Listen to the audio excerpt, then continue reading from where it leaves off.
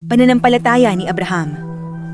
Noong unang panahon, sa lungsod ng Ur, may isang lalaki na nagngangalang Abraham. Siya ay mabait at masunurin sa Diyos. Isang araw, nagsalita ang Diyos sa kanya. Abraham, iwanan mo ang iyong bayan, ang iyong mga kamag-anak, at ang tahanan ng iyong ama.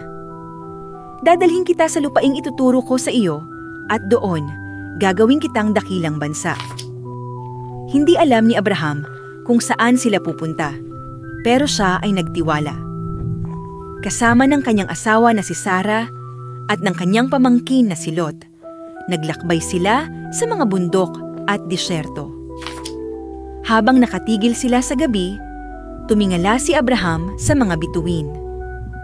Sinabi ng Diyos, "Tingnan mo ang mga bituin sa langit. Ganyan karami ang magiging lahi mo, lumipas ang maraming taon. Tumatanda na silang mag-asawa at hindi pa rin sila nagkakaanak." Nagtaka si Sarah, "Paano pa ako magdadalang tao ako'y matanda na?" Ngunit sinabi ng Diyos, "Walang bagay na napakahirap para sa akin." At sa kabila ng lahat, nang si Abraham ay 100 taong gulang at si Sarah ay 70, ipinanganak ang isang anak na lalaki. Pinangalanan nila itong Isaac. Masayang masaya sila.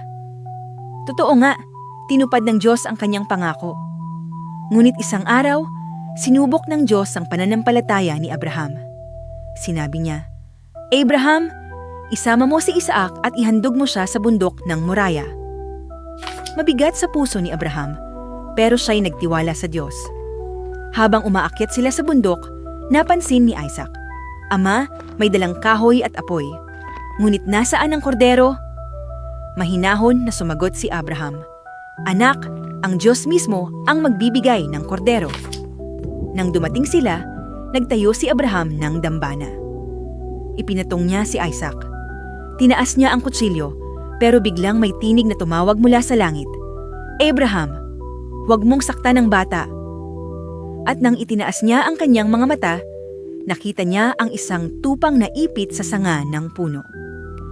Iyon ang naging handog. Muli, nagkaloob ang Diyos.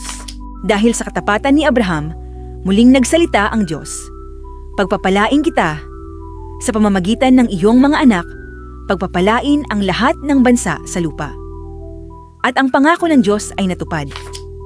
Mga bata, mga kapatid, ang kwento ni Abraham ay nagtuturo sa atin na ang tunay na pananampalataya ay ang pagtitiwala sa Diyos, kahit hindi natin lubos na nauunawaan ang kanyang plano. Kung nagtitiwala tayo sa Kanya, Siya ay laging tapat sa kanyang pangako. Kung ikaw ay nasiyahan sa ating kwento, huwag kalimutang i-like at i-share ang ating video. Please follow our page for more.